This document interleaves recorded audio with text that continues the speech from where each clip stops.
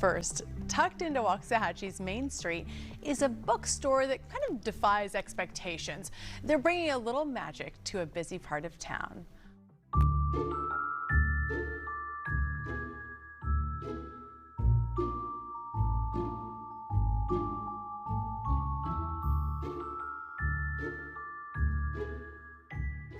So walking through the door, the goal was to feel like you were stepping into another world, a world that may be out of one of the stories that you've read and fallen in love with.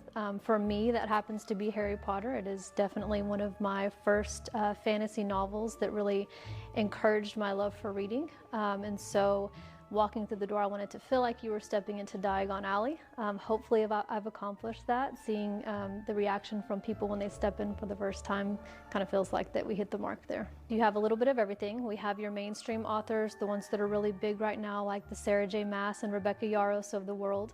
We also have some local authors, people who were born and raised here in Waxahachie that have stepped into writing stories that fit into the niche of this bookstore, and so we have them on the shelves as well. So we have our banned bookshelf. It is a fan favorite. We keep a collection of titles that at some point in time have been banned or challenged across the United States.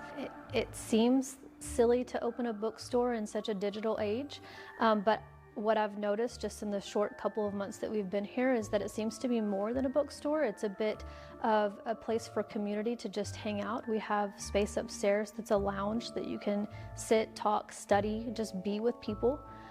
We also have space for chess games and checkers, and we have people interested in starting chess clubs here or Dungeons and Dragons nights. So it's more than just reading in the old school print way of reading. It's also just a place for people to build community and feel like they belong. So we've done Lego build nights, we've done craft nights like make your own bookmark. We do have our first book club meeting at the end of this month. That is Fiction Addiction Waxahachie. You can find them on their Instagram page. We also have Dungeons and Dragons beginners nights. We will also be establishing some more developed one-shot nights for our D&D players. And then, like I mentioned, the chess club, the local book clubs that aren't necessarily affiliated with our store, but they still meet here. Everybody has a space during the month. Local authors also have book signing events for this summer, and so keep an eye out on the events calendar for all of that fun. My goal was to really create a space where adults can feel that magic again from childhood. For me, that comes from nostalgia, right? Stepping back into something that you loved when you were younger kind of brings back those memories.